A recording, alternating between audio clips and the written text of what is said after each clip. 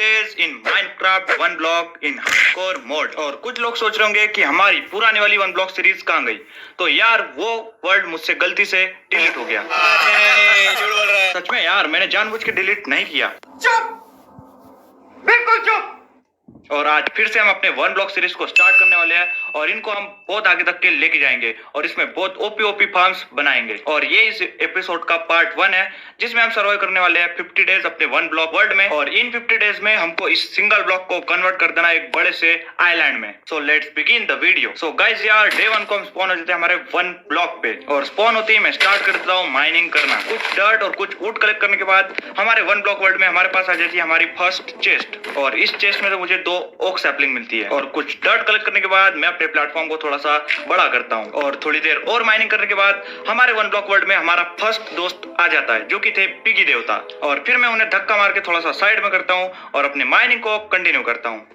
और थोड़ी देर और माइनिंग करने के बाद मुझे एक चेस्ट मिल जाती है जिसमें से हमको मिल जाती है एक वाटर बकेट। तो मैं उसके मदद से अपने वन ब्लॉक के नीचे एक ब्लॉक लगा देता हूँ ताकि ग्रेवल और सैंड जैसे ग्रेविटी ब्लॉक्स नीचे ना गिरे। और अब हम बड़े आसानी से ग्रेवल और सैंड को कलेक्ट कर सकते थे। कुछ देर और माइनिंग करने के बाद हमारे वन ब्लॉक पे एक और चेस्ट स्पॉन होती है, लेकिन इस चेस्ट में से बहुत सारे हार्ट्स नहीं कर रहे थे। तो मैं जैसे इसको चेक करता हूँ उसमें से मुझे कुछ वुड और एक सैपलिंग मिल जाती है। तो मैं उसे कलेक्ट करता हूँ और उस चेस्ट को ब्रेक करती ही अपना फेज 1 का स्टार्टिंग हो जाता है। और 7 सेकंड में हमारा न्यू फेज स्टार्ट होने वाला था जो कि था द प्लेन्स। और फिर मुझे जितने भी डर्ट मिली थी उन सब की मदद से मैं अपने आइलैंड को थोड़ा सा और एक्सटेंड करता हूँ। और फिर मुझे मिले हुए सारे वुड को कन्वर्ट कर देता हूँ प्लैंक्स में और उनसे बनाता हूँ मैं क्राफ्टिंग टेबल। और क्राफ्टिंग टेबल बना के एक्स और शवल जैसी जरूरी टूल्स बना लेता हूँ। और अब हम टूल्स की मदद से आसानी से माइनिंग कर सकते थे। और थोड़ी देर बाद अपने पिगी देवता की पिगी देवी भी आ जाती है, तो मैं उन्हें भी थोड़ा सा साइड करता हूँ और फिर अपने माइनिंग को कंटिन्यू करता हूँ। और उसके थोड़ी देर बाद ही अपने वर्ल्ड में काऊ पे आ जाती है। मतलब भाई इतना सा एरिया और स्पॉन हो रहे थे यहाँ पर बहुत सारे एनिमल्स, इसलिए मैं अपने सारे प्लैंक्स को कन्वर्ट कर देता हूँ स्लैब में और अपने एरिया को बहुत ज्यादा एक्सटेंड करता हूँ, बहुत ज्यादा बड़ा बनाता हूँ। और प्लेटफॉर्म बड़ा करने के बाद मैं अपने इन्फिनाइट ब्लॉक के आसपास ही कुछ सैपलिंग्स को लगा देता हूँ ताकि फटाफट से ट्री ग्रो हो जाए और अपने को बहुत सारा वुड भी मिलता रहे। और इसके साथ गाइस यार रात हो गई थी, लेकिन यार बेड ना होने के कारण हम सो नहीं सकते थे, इसलिए मैं रात भर माइनिंग करता हूँ। और फिर मुझे एक चेस्ट मिलती है जिसमें से मुझे कुछ एप्पल्स और एक लेदर मिलता है। और फाइनली हमारे वर्ल्ड में आती है एक शिप, अपने वर्ल्ड की फर्स्ट शिप। तो मैं इसे भी साइड करता हूँ और अपने माइनिंग को कंटिन्यू करता हूँ। और माइनिंग करते करते एक और चेस्ट आ जाती है जिसमें मुझे मिल जाती है एक बर्च की सैपलिंग। मतलब हमारे पास एक और ट्री आ गया था और अपने जो ट्री है वो भी ग्रो हो गए थे। तो मैं फटाफट से उनको कट करता हूँ और बहुत सारा वुड कलेक्ट कर लेता हूँ। और फाइनली आखिरी ब्लॉक माइन करने के बाद हमारी हर्ट वाली चेस्ट आ जाती है जिसमें मुझे ग्रास ब्लॉक, कुछ एप्पल, कुछ सैपलिंग मिलती है। और उसे जैसे मैं ब्रेक करता हूँ हमारा ये वाला फेस भी खत्म हो जाता है। और फिर डर्ट और ग्रेवल को कंबाइन करके मैं बना लेता हूँ कोरस डर्ट ताकि हमारे डर्ट का क्वांटिटी बढ़ जाए, हमको एक्स्ट्रा डर्ट मिले। और फिर हमारा सेकंड फेज स्टार्ट हो जाता है जो कि था द अंडरग्राउंड। और इसमें हमको स्टोन भी मिलेंगे और साथ ही साथ कोल, आयरन जैसे रिसोर्सेज भी मिलेंगे। लेकिन इस फेज पे काम करने से पहले मैं एक छोटा सा प्लेटफॉर्म बना लेता हूँ ताकि मैं वहां पर अपने ट्री ग्रो कर सकूं, अपने फूड ग्रो कर सकूं और साथ ही साथ अपने जो एनिमल्स हैं उनको भी वहां रख सकूं।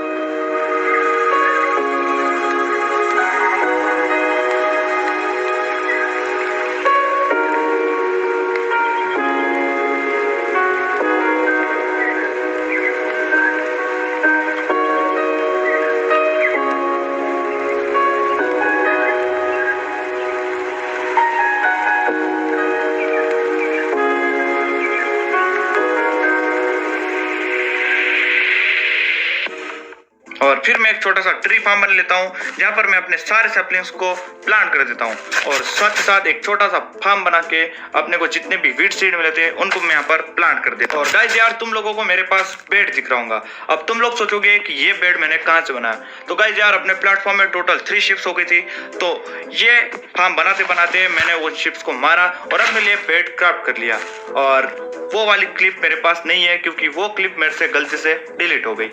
अबे साले। और फिर फिर मैं सीड्स की मदद से अपने चिकन्स को अपने फार्म की तरफ लेके आता हूँ। लेकिन यार अभी भी हमारे पास कैरेट्स पोटैटो नहीं थे और साथ ही साथ फीड भी नहीं थे, जिसकी वजह से हम अपने काउज और पिगी को अपने फार्म की तरफ नहीं ले जा सकते थे। और फिर मैं स्टोन माइन करने के लिए एक वुड की पिकेक्स बना लेता हूँ और वुड की पिकेक्स बनाने के बाद मैं अपने चेस्ट को अपने आइलैंड पर रख देता हूँ ताकि मैं उसमें अपना सारा कीमती सामान स्टोर करके रख सकूँ और अपने सेकंड फेज की माइनिंग स्टार्ट कर देता हूँ और मुझे मिल जाता है अपने वर्ल्ड का फर्स्ट कोबाल्ट स्टोन। और फिर मैं आ जाता हूँ अपने ट्री फार्म पे और अपने ट्री फार्म पे आने के बाद मैं बहुत सारा वुड कलेक्ट कर लेता हूँ और फिर अपने माइनिंग को कंटिन्यू करता हूँ। और माइनिंग करते करते मुझे मिलता है कुछ कोल और साथ ही साथ कुछ आयरन भी।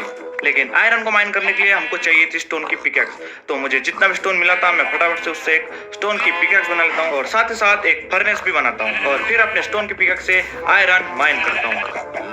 और फिर मैं अपने फर्नेस में वुड को स्मेल्ट करता हूँ ताकि हमको उनसे चारकोल मिले और उनकी मदद से हम टॉर्चेस बना सकें। और इनफ वुड स्मेल्ट होने के बाद मैं उन चारकोल को कलेक्ट करता हूँ और अपने को जो आयरन मिला था उसे स्मेल्ट होने के लिए रख देता हूँ। और फिर मैं कुछ टॉर्चेस बनाता हूँ और अपना आयरन भी स्मेल्ट हो गया था तो मैं उन्हें भी कलेक्ट करता हूँ और उससे मैं बनाता हूँ शेयर्स और शेयर बना के मैं कंपोस्टर बनाता हूँ और शेयर की मदद से मैं बहुत सारे लीव्स कलेक्ट करता हूँ और उन लीव्स को मैं कंपोस्टर में डाल के बहुत सारी बोन मिल कलेक्ट करता हूँ और उस बोन मिल की मदद से मैं अपने वीट को ग्रो करता हूँ और उसे कट करके अपने सारे एनिमल्स को अपने ट्री फार्म की तरफ ला लेता हूँ और उसके बाद मैं अपने लिए फुल स्टोन के टूल्स बना लेता हूँ। और माइनिंग करते करते मुझे एक और चेस्ट मिलती है जिसमें तो मुझे कुछ लेदर और एक मशरूम मिल जाता है। और फाइनली अपने वन ब्लॉक वर्ल्ड में आ जाते हैं मेहमान, जिनका मैं बहुत अच्छे से स्वागत करता हूँ। और इनके बाद हमको एक और सरप्राइज मिल जाता है और ये बंदा हमारा आइलैंड खोल के चले जाता है और अपने आइलैंड को रिपेयर करने के बाद मैं अपने ट्री फार्म पे आ जाता हूँ और यहाँ से बहुत सारा वुड कलेक्ट कर लेता हूँ और फिर मैं अपने माइनिंग को कंटिन्यू रखता हूँ। और माइनिंग करते करते हमको एक बार फिर से एक और चेस्ट मिल जाती है और उस चेस्ट में हमको मिल जाती है स्प्रस की सैपलिंग। इसका मतलब था कि अपने पास अब एक और टाइप का वुड आ गया था और इस चेस्ट को कलेक्ट करती इस फेज का भी एंड हो जाता है। और फिर मैं अपने ट्री फार्म को थोड़ा सा और एक्सटेंड करता हूँ ताकि जो हमारे एनिमल्स है वो यहाँ पर आराम से रह सके और साथ ही साथ हम यहाँ पर फार्मिंग भी कर सके और अपने ट्री भी ग्रो कर सके। और इसी के साथ हमारा जो थर्ड फेज है वो भी स्टार्ट हो गया था जो कि था आइस वाला। तो मैं अपने माइनिंग एरिया को भी थोड़ा सा अपग्रेड करता हूँ क्योंकि अब जैसे जैसे फेज चेंज होंगे वैसे वैसा खतरा भी बढ़ता जाएगा, तो मैं अपने माइनिंग एरिया को थोड़ा सा अपग्रेड करता हूँ और फिर थर्ड फेज की माइनिंग स्टार्ट कर देता हूँ जहाँ से मुझे नए नए टाइप के रिसोर्सेज मिल जाते हैं। और फिर मैं अपने लिए एक शील्ड बना लेता हूँ क्योंकि थर्ड फेज चालू था और इस फेज में खतरा भी ज्यादा था, इसलिए मैं एक शील्ड बना लेता हूँ और फिर अपने माइनिंग को कंटिन्यू रखता हूँ। और इस माइनिंग के दौरान मुझे कोल, आइस, नए टाइप का वुड और साथ ही साथ आयरन भी मिलता है और बहुत सारे मॉब भी स्पॉन होते हैं जैसे कि डॉग और ये आइस वाले स्केलेटन जिन्हें हम बड़े आसानी से निपटा देते हैं। और माइनिंग करते करते अब हमें गोल्ड भी मिल रहा था, इसलिए मैं फटाफट से आयरन की पिकैक्स बना लेता हूँ और आयरन की पिकैक्स बना के मैं गोल्ड कलेक्ट करता हूँ। और माइनिंग कंटिन्यू करते वक्त मुझे एक और चेस्ट मिल जाती है जिसमें से मुझे 2 डार्क ओक की सैपलिंग मिल जाती है, जिसका ये मतलब था कि हमारे पास अब एक नए टाइप का वुड आ गया था। और फाइनली हमारे वन ब्लॉक वर्ल्ड में हमारी फर्स्ट मॉन्स्टर पार्टी होती है जिन्हें हम पार्टी का फुल मजा कराते हैं। और फिर मैं एक डॉग को टेम कर लेता हूँ। और गाइस यार लास्ट में हमको इस फेज की लास्ट चेस्ट मिलती है जिसको कलेक्ट करके इस फेज का एंड हो जाता है। और अब स्टार्ट होने वाला था फेज नंबर 4 जो कि था द ओशन। और फोर्थ फेज में माइन के दौरान हमको बहुत सारी सैंड मिलती है, बहुत सारे ओशन वाले ब्लॉक्स मिलते हैं, ओशन वाले रिसोर्सेज मिलते हैं और साथ ही साथ ओशन में की जो शी मॉन्यूमेंट है उसमें के जो भी ब्लॉक्स है और साथ ही साथ स्पंज है वो सब भी मिलता है। और माइनिंग कंटिन्यू करते करते फाइनली हमको अपने वर्ल्ड का फर्स्ट डायमंड मिल जाता है जिसको मैं अपने आयरन के पिकैक्स से माइन कर लेता हूँ। और फिर एक ड्राउन ज़ॉम्बी को मार के हमको एक ट्राइडेंट मिल जाता है हमारे वन ब्लॉक वर्ल्ड का। और उसके बाद मैं आ जाता हूँ अपने ट्री फार्म पे और ट्री फार्म पे आने के बाद मैं बहुत सारा वुड कलेक्ट कर लेता हूँ क्योंकि अब बारी थी अपने लिए एक बड़ा सा मॉब फार्म बनाने की जिसकी वजह से हमको बहुत सारे रिसोर्सेज मिलेंगे। और ये वन ब्लॉक था तो हमारा जो मॉब फार्म है वो बहुत ज़्यादा अच्छे से वर्क करेगा, तो मैं फटाफट से बहुत सारे वुड कलेक्ट कर लेता हूँ और फिर चलते हैं मॉब फार्म बनाने के लिए।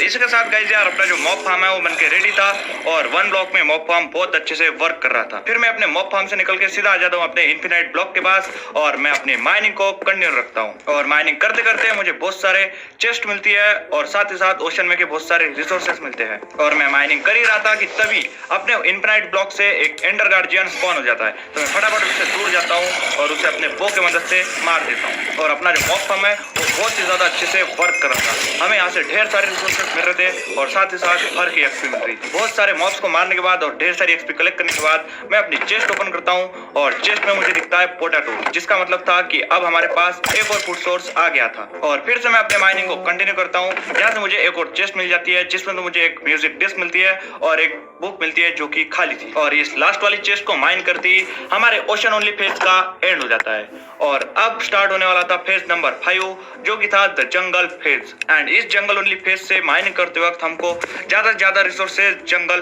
फेज के मिलेंगे, जंगल बायोम के मिलेंगे। और थोड़ी देर माइनिंग करने के बाद मैं कुछ डर्ट लेता हूँ और मेरे पास जितने भी ग्रेवल थी उन सबको कलेक्ट करता हूँ और उसके मदद से मैं ढेर सारी कोरस डर्ट बना लेता हूँ ताकि हमारे पास जो डर्ट की क्वांटिटी है वो बढ़ जाए, क्योंकि आगे जाके हमें डर्ट का बहुत ज्यादा काम पड़ने वाला था। और फिर मैं पूरे कोर्स डर्ट को कन्वर्ट कर देता हूँ डर्ट में और उनको कन्वर्ट करने के बाद मैं बहुत सारी डर्ट कलेक्ट कर लेता हूँ और साथ ही साथ मैं मॉब की भी थोड़ी सी कुटाई करता हूँ। और अब तुम लोग देख सकते हो हमारे पास कितनी सारी डर्ट कलेक्ट हो गई है। और अब मैं निकल जाता हूँ फटाफट से अपने ट्री फार्म के पास और वहां से बहुत सारी वुड कलेक्ट कर लेता हूँ, क्योंकि अब बारी थी अपने लिए एक सेपरेट सा फूड फार्म बनाने की और साथ ही साथ एक जायंट वाला ट्री फार्म बनाने की। तो मैं फटाफट से बहुत सारा वुड कलेक्ट करता हूँ और फिर मैं बनाता हूँ एक बड़ा सा फूड फार्म और ट्री फार्म। तो ये रही उसकी छोटी सी क्लिप।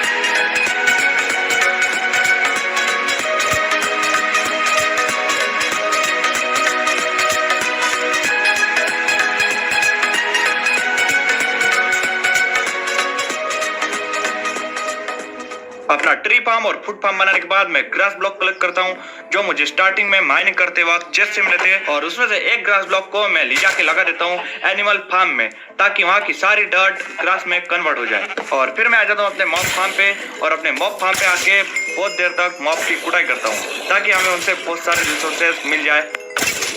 और बहुत देर तक मॉब की पिटाई करने के बाद मैं अपनी चेस्ट में से जितने भी बोन कलेक्ट हो गए थे उन सबको कलेक्ट कर लेता हूँ ताकि हम उनसे ढेर सारी बोन मिल बना के अपने क्रॉप्स को ग्रो कर सके। फिर मुझे जितने भी वीट की सीड्स मिले थे उन सबको मैं प्लांट कर देता हूँ और उन्हें प्लांट करने के बाद मुझे अपने मॉब फार्म से सिर्फ और सिर्फ एक पोटैटो और एक कैरेट मिला था। और बोन मिल का यूज करके मैं इस एक कैरेट और एक पोटैटो का क्वांटिटी बढ़ाता हूँ और बोन मिल करते करते मैं इनके 2-3 स्टैक कलेक्ट कर लेता हूँ।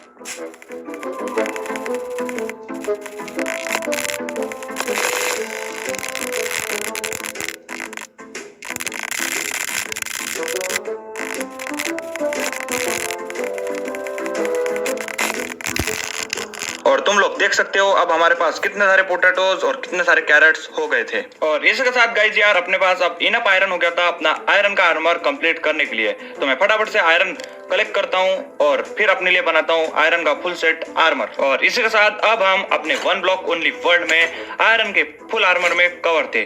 और फिर मैं एक बार फिर से निकल जाता हूँ मॉब एक्सपी फार्म पे और वहाँ पर जाके मॉब की बहुत देर तक कुटाई करता हूँ और साथ ही साथ फ्री की ढेर सारी एक्सपी कलेक्ट कर लेता हूँ। और फिर मैं अपने माइनिंग एरिया को थोड़ा और अपग्रेड करता हूँ, उसे थोड़ा सा और अच्छा बनाता हूँ और फिर मैं अपनी माइनिंग फिर से कंटिन्यू करता हूँ। और ये जंगल फेस था तो पता नहीं माइनिंग करते समय ये कौन से जादू प्रकट हो रहे थे और जंगल फेस से हमको ढेर सारा रेडस्टोन्स भी मिल रहा था। और फाइनली थोड़ी देर और माइनिंग करने के बाद हमारे वर्ल्ड में आ जाता है माइनक्राफ्ट का सबसे क्यूटेस्ट एनिमल जो कि थे व्हाइट एंड ब्लैक पांडू जी। और थोड़ा और माइनिंग करने के बाद हमको डायमंड भी मिलते हैं इस फेस से। और कुछ देर माइनिंग करने के बाद हमारे इन्फिनाइट ब्लॉक से एक चेस्ट प्रकट हो जाती है जिसमें मुझे मिल जाते हैं बाम्बू और कोकोआ बीन्स। तो बाम्बू की मदद से मैं अपने पांडू जी को लेके जाता हूँ उसके घर में और कुछ देर बाद मुझे एक और डायमंड मिल जाता है। और फाइनली लास्ट चेस्ट को ब्रेक करने के साथ इस फेज का भी एंड हो जाता है। और इसके साथ गाइस यार हमने टोटल 5 फेजेस कंप्लीट कर लिए थे, लेकिन अभी तक अपने पास एक अच्छा सा फेज नहीं था।